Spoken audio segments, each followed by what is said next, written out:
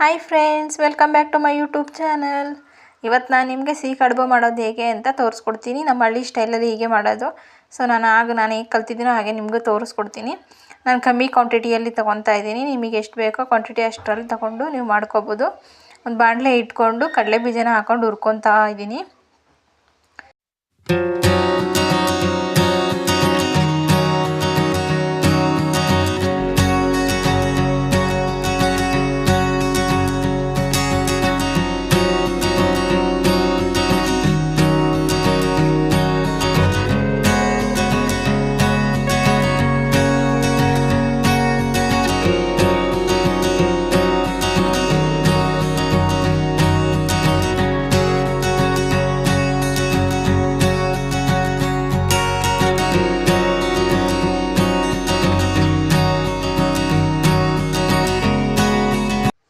ನೋಡಿ, ಈಗ ಕಡಲೆ ಬೀಜ ಕಪ್ಪಾಗ್ತಾ ಇದೆ. ನಾನೀಗ ಬೇರೆ ತಟ್ಟೆಗೆ ಇದನ್ನು ಹಾಕೊಳ್ತೀನಿ.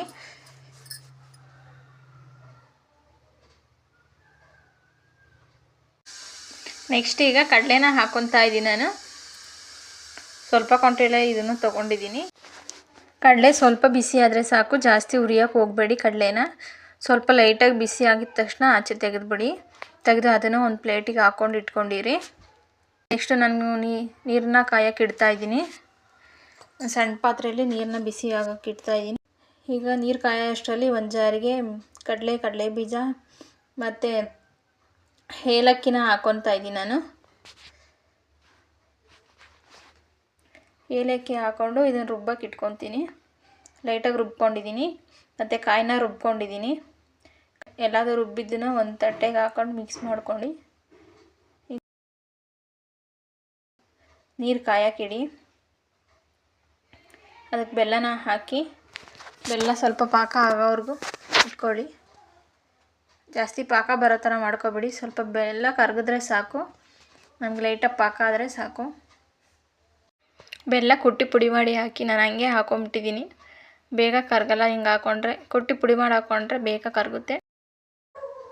ಬೆಲ್ಲ ಎಲ್ಲ ಕರಗಿದೆ, ಇನ್ನೊಂದು ಸ್ವಲ್ಪ ಇದೆ, ಅದು ಕರಗ್ತಾನೆ ಇಲ್ಲ. ಆಗಲಿಂದ ಟ್ರೈ ಮಾಡ್ತಾಯಿದ್ದೀನಿ ಬೇಗ ಆಗಲಿ ಅಂತ.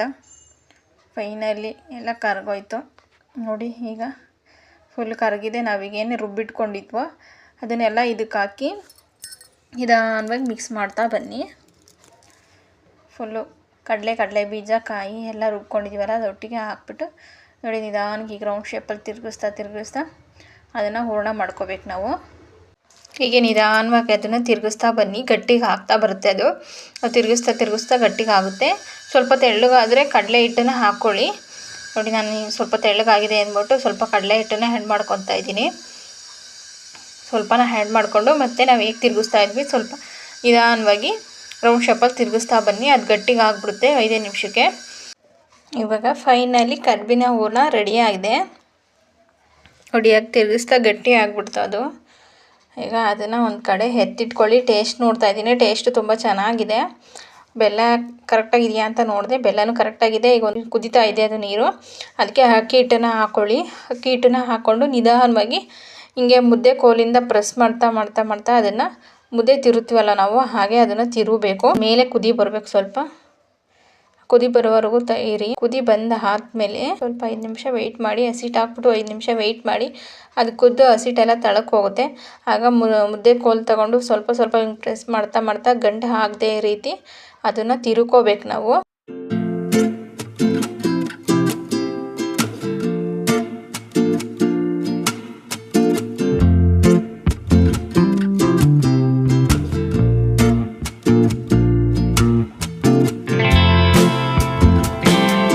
ಹಸಿಟ್ಟು ಹಾಕಿದ ತಕ್ಷಣ ಗರ ಅಂತ ತಿರುಗಿಸ್ಬಿಟ್ರೆ ಅದು ಗಂಟು ಆಗಿಬಿಡುತ್ತೆ. ಗಂಟು ಹಾಕಬಾರ್ದು ಅಂದರೆ ನಾವು ನಿಧಾನಕ್ಕೆ ಸ್ವಲ್ಪನೇ ತಿರುಗಿಸ್ತಾ ಬರಬೇಕು. ಈಗ ಫೈನಲಿ ಮುದ್ದೆ ಥರ ಆಗಿದೆ. ಅದು ನಾನು ಬೇಯಕ್ಕೆ ಇಟ್ಟಿದ್ದೀನಿ. ಅದು ಕಂಪ್ಲೀಟಾಗಿ ಬೇಯಬೇಕು. ನಾವು ಸ್ವಲ್ಪ ಹೊತ್ತು ವೆಯ್ಟ್ ಮಾಡಬೇಕು. ಅದು ಕಂಪ್ಲೀಟಾಗಿ ಬೆಂದ್ರೇ ನಾವು ಕಡುಬನ್ನ ಚೆನ್ನಾಗಿ ಮಾಡೋಕ್ಕೆ ಬರೋದು. ಇಲ್ಲ ಅಂದರೆ ಅದು ಸ್ವಲ್ಪ ಬೆಂದಿದ್ದರೆ ಕಡುಬು ಒಡೆದೋಗ್ಬಿಡುತ್ತೆ. ಮಾಡ್ತಾನೆ ಒಡೆದೋಗ್ಬಿಡುತ್ತೆ. ಅದು ನೀಟಾಗಿ ಬೇಯಿಸ್ಕೊಂಡ್ರೆ ಕಡುಬು ಕೂಡ ಚೆನ್ನಾಗಿ ಬರುತ್ತೆ. ನೋಡಿ, ನಾನು ಫೈನಲಾಗಿ ಅದು ಬೆಂದಿರೋದನ್ನು ತಗೊಂಡು ಕೈಯಲ್ಲಿ ಹೀಗೆ ನಿಧಾನಕ್ಕೆ ನಾದ್ತಾ ಇದ್ದೀನಿ. ಕೈಯಲ್ಲಿ ಚೆನ್ನಾಗಿ ಅದು ಮೆದು ಆಗೋವರೆಗೂ ನಾದಬೇಕು. ನಾವು ಮುದ್ದೆನ ಹೇಗೆ ಮಾಡ್ತೀವೋ ಸೇಮ್ ಹಾಗೆ ಅದೇ ರೀತಿ ಇದನ್ನು ಮಾಡೋದು. ನಾವು ಕೈಯಲ್ಲಿ ಹಿಂಗೆ ನಾದ್ತಾ ಸಾಫ್ಟ್ ಆಗಿಬಿಡುತ್ತೆ. ಆ ಸಾಫ್ಟ್ ಆದಮೇಲೆ ನಾವು ಉಂಡೆನ ಮಾಡ್ಕೊಳ್ತಾ ಕೈಯಲ್ಲಿ ಎರಡೂ ಕೈಯಲ್ಲಿ ಹಿಂಗೆ ಅದನ್ನು ಉಂಡೆನ ತಿರುಗಿಸ್ಕೊಂಡು ಕೈಯಲ್ಲೇ ಪ್ರೆಸ್ ಮಾಡಿ ಈ ಚಪಾತಿ ಶೇಪಲ್ಲಿ ಅದನ್ನು ಮಾಡ್ಕೋಬೇಕು. ಸ್ವಲ್ಪ ಅದು ಚಪಾತಿ ಶೇಪಲ್ಲಿ ಮಾಡ್ಕೊಂಡ್ಮೇಲೆ ಮಧ್ಯಕ್ಕೆ ಹೂರಣನ ಹಾಕ್ಕೊಂಡು ನಾವು ಕಡುಬನ್ನು ರೆಡಿ ಮಾಡಬೇಕು. ನೋಡಿ ನಾನು ಮಾಡ್ತಾಯಿದ್ದೀನಿ, ತೋರಿಸ್ತೀನಿ ಇವಾಗ. ನೋಡಿ ಈಗ ನಾವು ಏನಂದರೆ ಕೈಯಲ್ಲಿ ಮಾಡೋಕ್ಕೆ ಇಷ್ಟ ಇಲ್ಲ ಅಂದವರು ಕರ್ಜಿಕಾಯಿ ಮೋಲ್ಡ್ ಇರುತ್ತಲ್ಲ ಅದರಲ್ಲಿ ಬೇಕಾದರೂ ಮಾಡ್ಕೋಬೋದು. ಅದರಲ್ಲಿ ಮಾಡಿಕೊಂಡ್ರೆ ಸ್ವಲ್ಪ ಅಂಟ್ಕೊಬಿಡುತ್ತೆ. ಅದಕ್ಕೆ ಸ್ವಲ್ಪ ಎಣ್ಣೆನ ಹಾಕ್ಕೊಂಡು ಮಾಡ್ಕೋಬೋದು. ನನಗೆ ಕೈಯಲ್ಲೇ ಮಾಡ್ಕೊಳ್ಳೋಣ ಅಂದ್ಬಿಟ್ಟು ಕೈಯಲ್ಲೇ ಮಾಡ್ಕೊತಾ ಇದ್ದೀನಿ. ಇದ್ರಲ್ಲಿ ಮಾಡಿದ್ರೂ ತುಂಬ ಚೆನ್ನಾಗಿ ಬರುತ್ತೆ. ನಾನು ಕೈಯಲ್ಲೇ ಅವಾಗೆಲ್ಲ ಮಾಡ್ತಾ ಇದ್ದಿದ್ದು, ಅದಕ್ಕೆ ನಾನು ಕೈಯಲ್ಲೇ ಮಾಡ್ತಾಯಿದ್ದೀನಿ.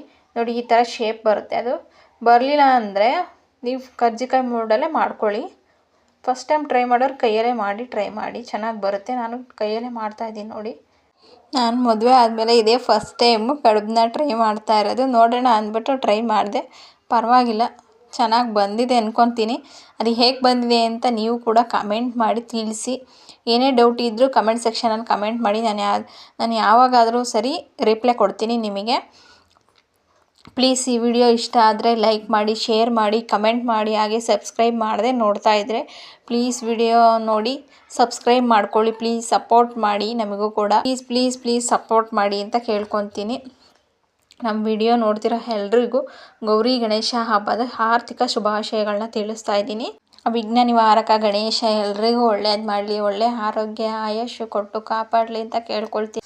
ಈ ಕಡುಬನ್ನ ಮಾಡ್ತಾಯಿದ್ರೆ ನನಗೆ ನಮ್ಮ ಅಮ್ಮನ ತುಂಬ ನೆನಪಾಗ್ತಿದ್ದಾರೆ. ಯಾಕಂದರೆ ನಮ್ಮಮ್ಮ ಗಣೇಶನ ಹಬ್ಬದ ದಿವಸ ಕಡುಬು ಇಲ್ಲ ಅಂದರೆ ಶಾವಿಗೆನ ಮಾಡ್ತಾಯಿದ್ರು. ಕಡುಬು ಇಲ್ಲ ಶಾವಿಗೆ ಎರಡರ ಒಂದು ಮಾಡ್ತಾಯಿದ್ರು. ಯಾಕಂದರೆ ಹೊಲಕ್ಕೆ ಎಡೆ ಇಕ್ತಾಯಿದ್ರು ಗೌರಿ ಹಬ್ಬದ ಟೈಮಲ್ಲಿ. ಹಾಗೆಲ್ಲ ಶಾವಿಗೆನ ಮತ್ತು ಏನಾದ್ರು ಮಾಡ್ಕೊಂಡು ತೊಗೊಂಡೋಗಿ ಹೊಲಕ್ಕೆಲ್ಲ ಎಡೆ ಇಟ್ಕೊಂಬರ್ತಾಯಿದ್ರು. ಇವಾಗ ಕಡುಬು ಮಾಡ್ತಾಯಿದ್ರೆ ನಮ್ಮಮ್ಮ ತುಂಬ ನಮ್ಮ ಅಮ್ಮನ ಸಪೋರ್ಟ್ ಇದ್ದೇನೆ ಫಸ್ಟ್ ಟೈಮ್ ಕಡುಬನ್ನ ಮಾಡಿರೋದಕ್ಕೋಸ್ಕರ ನಿಮ್ಮ ಹತ್ರ ಶೇರ್ ಮಾಡ್ಕೊತಾ ಇದ್ದೀನಿ. ನಾನಿವಾಗ ಟ್ರೈ ನೋಡೋಣ ಅಂದ್ಬಿಟ್ಟು ಯೂಟ್ಯೂಬಲ್ಲಿ ನೋಡ್ಕೊಂಡೆ ನಾನು ಟ್ರೈ ಮಾಡಿದ್ದು. ಫಸ್ಟ್ ನಮ್ಮಮ್ಮ ಮಾಡಿದ್ದು ಮರ್ತೋಗ್ಬಿಟ್ಟಿತ್ತು, ನಾನು ಯೂಟ್ಯೂಬಲ್ಲಿ ನೋಡ್ಕೊಂಡು ಮಾಡಿದ್ದೀನಿ. ಸುಮಾರಾಗಿ ಹಂಗೆ ಬಂದಿದೆ ಅಂದ್ಕೊತೀನಿ. ಟೇಸ್ಟ್ ಅಂತೂ ತುಂಬ ಚೆನ್ನಾಗಿದೆ. ನೀವು ಒಂದ್ಸಲ ಟ್ರೈ ಮಾಡಿ. ಏನಾದರೂ ಮಿಸ್ಟೇಕ್ ಮಾಡಿದರೆ ದಯವಿಟ್ಟು ಕ್ಷಮಿಸಿ. ವಿಡಿಯೋ ನೋಡ್ತಿರೋರು ಎಲ್ರಿಗೂ ತುಂಬ ಥ್ಯಾಂಕ್ಸ್ ಹೇಳೋಕ್ಕೆ ಇಷ್ಟಪಡ್ತೀನಿ.